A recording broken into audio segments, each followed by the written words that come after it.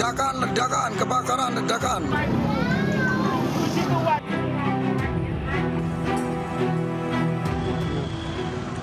Warga desa Banyu Ajuh, Kamal, Kabupaten Bangkalan, Madura, Jawa Timur digegerkan dengan bunyi ledakan keras dari sebuah tempat penampungan barang bekas tak jauh dari Pelabuhan Kamal, Bangkalan.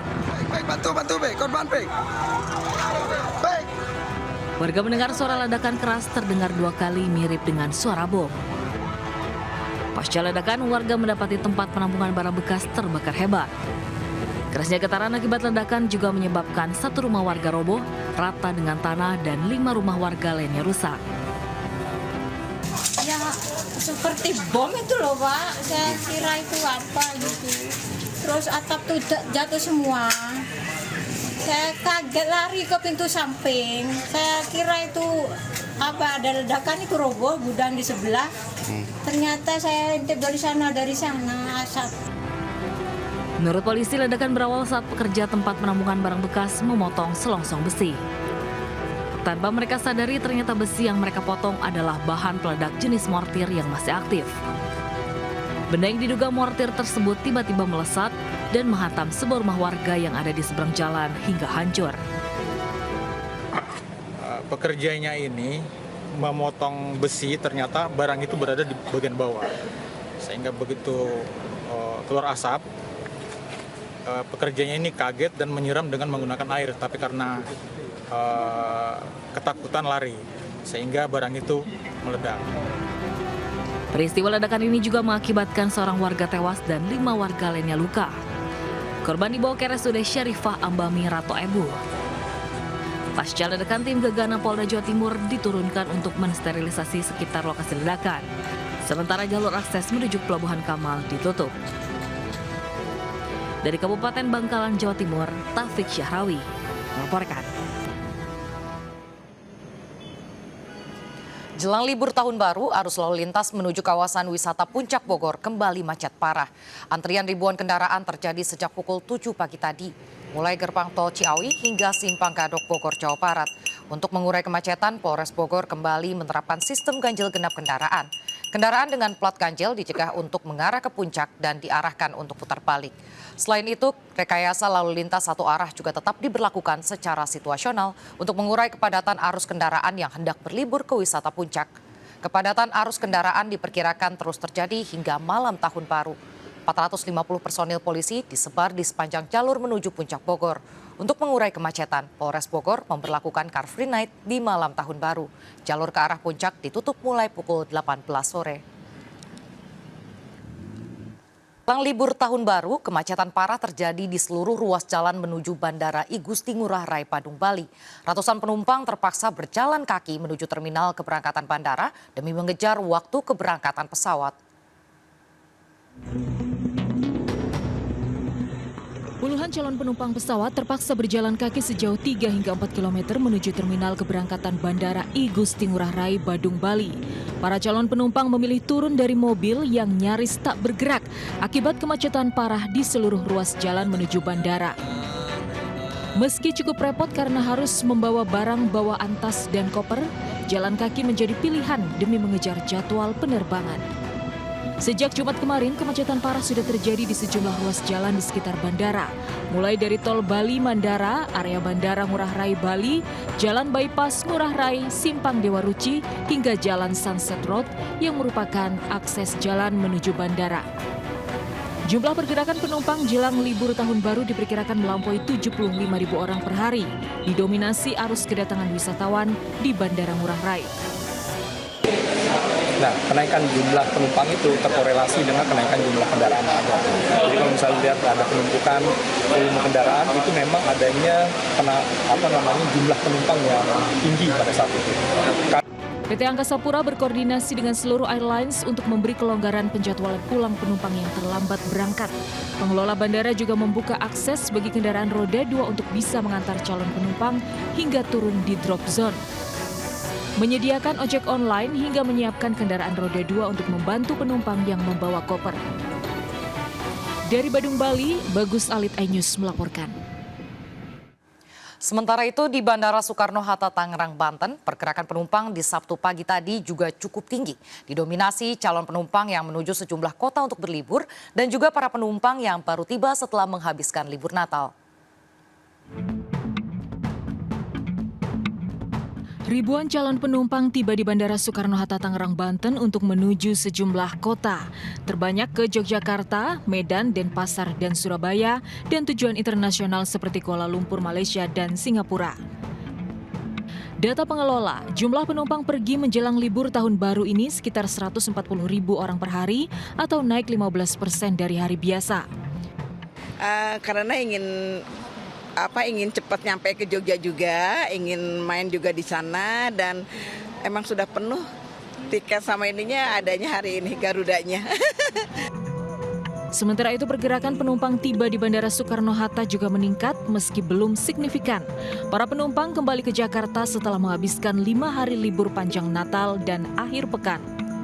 Liburan dari mulai liburan anak sekolah awal Desember udah ke Jakarta, kemudian tanggal 2 akan masuk sekolah lagi, jadi sekarang kita balik ke kota asal lagi.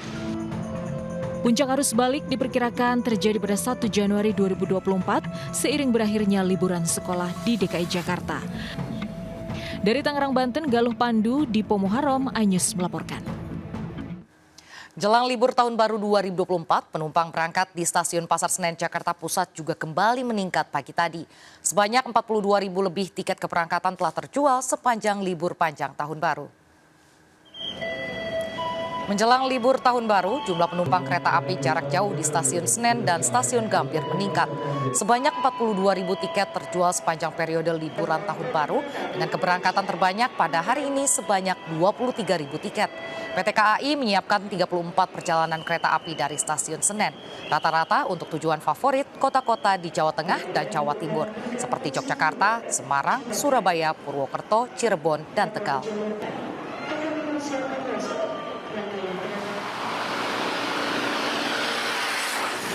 Selain moda transportasi umum, puluhan ribu warga memilih menggunakan kendaraan pribadi untuk menghabiskan libur tahun baru di sejumlah kota.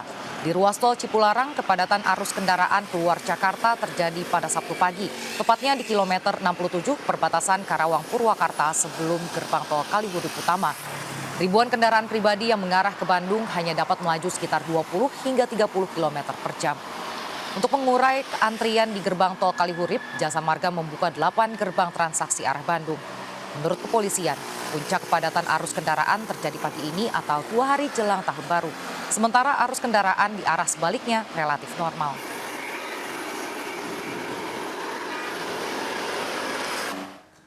Pemirsa, jalur Puncak Bogor di Simpang Gadok hari ini terpantau macet total karena banyaknya pengunjung yang menuju kawasan Puncak Bogor untuk merayakan malam pergantian tahun. Dan berikut laporan reporter Ayu Pratiwi serta juru kamera Eri Nugraha dan Rizky Solehudin. Ya pemirsa, volume kendaraan menuju kawasan Puncak terpantau terus mengalami peningkatan. Pihak kepolisian dari Polres Bogor menerapkan sistem ganjil genap yang sudah berlaku sejak tanggal 29 Desember 2023 hingga tanggal 1 Januari 2024. Imbasnya terjadi antrian kendaraan yang cukup mengular panjang sejauh 3 km tepat dari gerbang tol Ciawi, sehingga pihak kepolisian kemudian melakukan sistem one way yang dapat mengurai kepadatan kendaraan sehingga kepadatan ataupun antrian tidak terjadi kembali. Dan rencananya sebagai bentuk persiapan untuk jelang malam tahun baru, pihak Polres Bogor akan melakukan Car Free Night, yaitu tandanya kendaraan yang melintas ke arah Bogor tidak diperkenankan melintas pada jam 9 malam hingga jam 1 dini hari, tepatnya di tanggal 1 Januari 2024. Dari kawasan Simpang Gadok, Bogor, Jawa Barat, Ayu Pratiwi, Rizky Solehudin, Eri Nugraha, iNews melaporkan. Pemirsa, wisata Pantai Ancol di Jakarta Utara masih menjadi primadona untuk liburan tahun baru. Lokasi yang tak jauh dari ibu kota dan harga tiket masuk yang terjangkau menjadi pertimbangan warga untuk berlibur ke kawasan Ancol. Dan berikut laporan Faisal Rinaldi dari kawasan Pantai Ancol. Ya pemirsa, memasuki liburan tahun baru 2024, sejumlah tempat wisata mulai dibanjiri oleh para pengunjung. Salah satu yang masih menjadi wisata favorit adalah Pantai Ancol yang berada di kawasan Taman Impian Jaya Ancol, Jakarta Utara. Dan memang berdasarkan pantauan kami di sini, untuk para pengunjung ini sudah memadati kawasan Pantai Ancol sejak pagi hari. Kemudian juga untuk pengunjung di sini memang masih didominasi dengan keluarga yang terdiri dari ayah, ibu, dan juga para anak-anaknya. Untuk di Pantai Ancol sendiri, para pengunjung ini bisa bermain air, kemudian bermain pasir hingga duduk-duduk santai di pinggiran pantai sambil menikmati angin segar di pinggiran pantai ini. Kemudian juga pemirsa, dapat kami sampaikan pula bahwa memang di sini masyarakat juga bisa menyewa wahana permainan air seperti misalnya banana boat, kemudian juga speedboat, dan juga masih banyak lagi. Dan juga di sini para wisatawan bisa menyewa sepeda listrik untuk digunakan berkeliling di kawasan pantai di sini. Dan juga pemirsa, dapat kami sampaikan pula bahwa memang Ancol ini masih menjadi favorit dikarenakan harganya yang relatif terjangkau dan juga lokasinya ini cukup strategis. Dan juga memang para pengunjung ini hanya dikenakan biaya sebesar Rp25.000 saja, dan juga jika membawa kendaraan tambahan ini untuk sepeda motor akan dikenakan biaya parkir sebesar Rp20.000, dan untuk kendaraan roda 4 ini akan dikenakan biaya parkir sebesar Rp30.000 saja. Dan untuk para masyarakat yang akan berkunjung ke Pantai Ancol ini, kami sarankan untuk membeli tiketnya terlebih dahulu di website resmi Ancol. Dan untuk para pengunjung yang akan menghabiskan waktu liburannya ini, kami menghimbau agar tetap memperhatikan barang bawaan Anda. Dari Jakarta, Faisal Renat.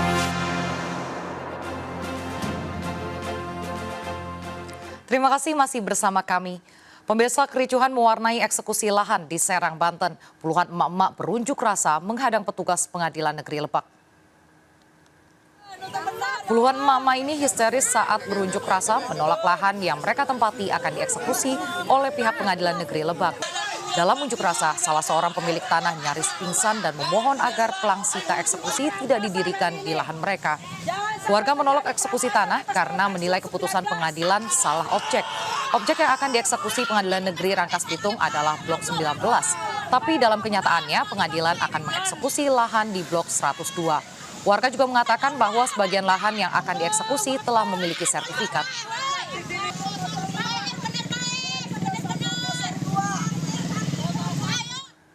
Pemirsa, satu warga tewas akibat bentrok antara massa pendukung Capres-Cawapres dengan warga di Sleman, Yogyakarta. Dua pelaku penganiayaan ditangkap.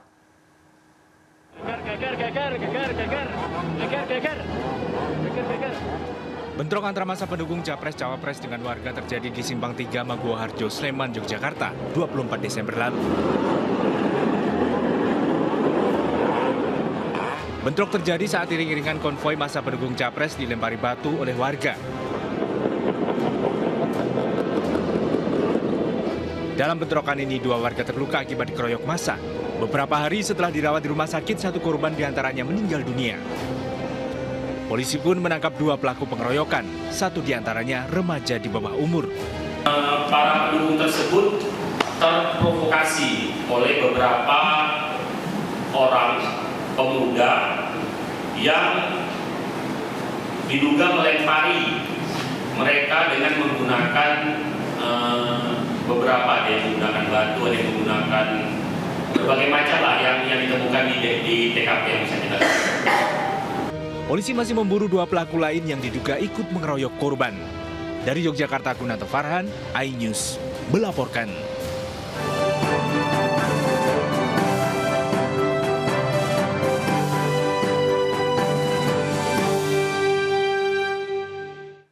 Calon Wakil Presiden nomor urut 2 Gibran Rakabuming Raka mengakhiri safari politiknya di Nusa Tenggara Timur.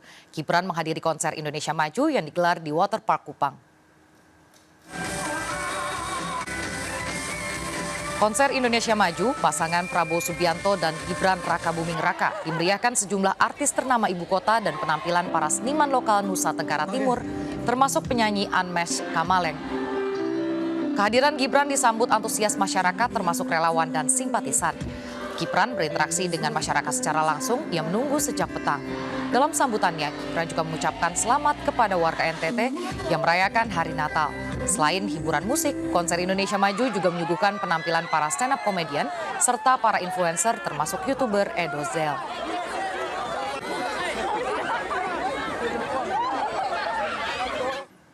Pemirsa, Siti Atikoh, istri calon Presiden Ganjar Pranowo, pagi ini senam bersama warga Semarang.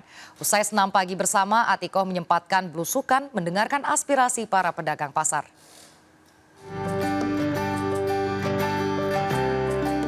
Siti Atikoh Supriyanti, istri calon Presiden nomor urut 3 Ganjar Pranowo pulang kampung ke Semarang, Jawa Tengah. Rangkaian kegiatan Atikoh di Semarang diisi dengan senam pagi bersama ibu-ibu. Atikoh tampil bersama instruktur menyemangati ratusan ibu-ibu yang mengikuti senam bersama. Usai melaksanakan senam pagi bersama, Siti Atikoh melanjutkan kegiatan dengan belusukan ke Pasar Boom Kota Semarang. Atikoh mendapat sambutan meriah dari para pedagang dan pembeli di Pasar Boom. Sambil berinteraksi dan mendengar aspirasi warga, Atikoh sempat berbelanja sembako. Tadi pedagang itu berharap harganya itu bisa stabil, jadi mereka nggak bingung ketika menerapkan harga. Karena kalau naik turun mereka juga bingung. Ketika kulaan mungkin harganya mahal, ketika besoknya ternyata harganya turun. Kalau yang paling fair untuk semua pihak, baik konsumen maupun pembeli maupun penjual, itu adalah harga yang stabil. Selama melakukan safari politik ke sejumlah daerah di Jawa Tengah, Siti Atikoh menerima banyak aspirasi dari masyarakat. Dari Semarang, Jawa Tengah, Jen Cahyani dan Tri Julianti, iNews melaporkan. Sementara calon Presiden Anies Baswedan pagi ini ngopi bersama warga Ponorogo, Jawa Timur. Selama di Ponorogo, Anies akan bertemu dengan sejumlah tokoh agama dan menghadiri pameran di Dalam Peguron. Anies Baswedan mengawali kegiatan kampanye dengan ngopi bersama warga di warung tenda Mbah Tekluk, kawasan Pasar Legi, Ponorogo. Didampingi istrinya, Anies menyempatkan berdialog dengan pemilik warung dan sejumlah pengunjung. Anies mengaku sering berkunjung ke Ponorogo karena memiliki hubungan sejarah dengan salah satu perintis pesantren di Ponorogo. Hari ini Anies dijadwalkan bertemu dengan Kiai Seponorogo dan menghadiri pameran di Dalam Peguron, Tegalsari, Ponorogo.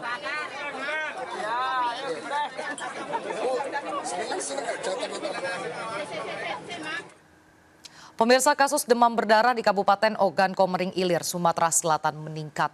Dalam sepekan terakhir, 20 pasien DBD dirawat di RSUD Kayu Agung.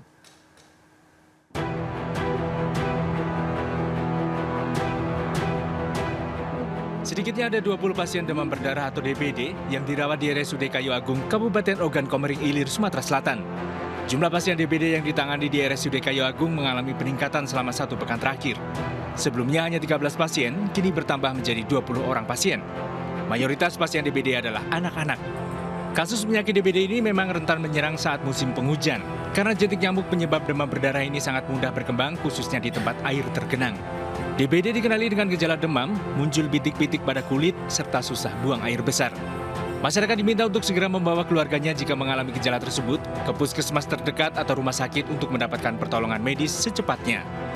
DBD saat ini yang dirawat berjumlah 20 orang, itu perawatannya tersebar di ruangan anak, di ruangan penyakit dalam, di kelas dan juga di pavilion. Masyarakat diimbau untuk menjaga kebersihan lingkungan agar terhindar dari penyakit DBD. Dari Kabupaten Ogan Komering Ilir, Sumatera Selatan, Fitriadi, iNews melaporkan.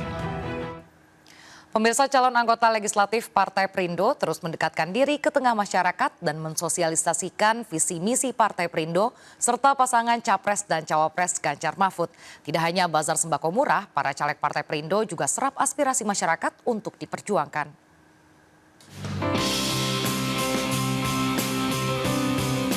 Mendekatkan diri dan Partai Perindo agar semakin dikenal di tengah masyarakat.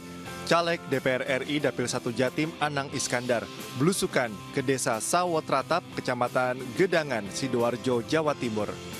Caleg Partai Perindo ini juga menggelar tebus murah sembako berupa beras dan minyak goreng. Kita juga melaksanakan pasar murah ya, tebus murah lah gitu ya.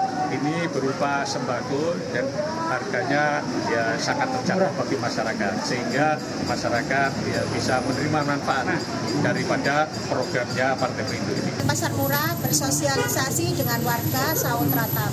Gula 1 kilo sama minyak 1 liter seharga 10.000. Itu sangat membantu sekali buat kami.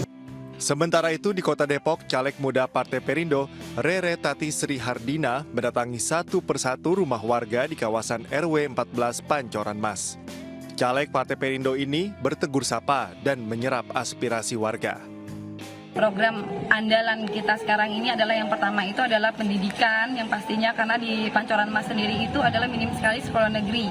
Karena SMP pun kita hanya punya 4 dan SMA cuma punya 1. Itu yang pertama. Dan yang kedua adalah kesehatan. Kita sekarang lagi gencar-gencarnya ada ambulan gratis. Mensosialisasikan pasangan Capres-Cawapres Partai Perindo dengan nomor urut 3 Ganjar Pranowo Mahfud MD juga menjadi agenda para caleg Partai Perindo di berbagai daerah. Tim Liputan iNews melaporkan.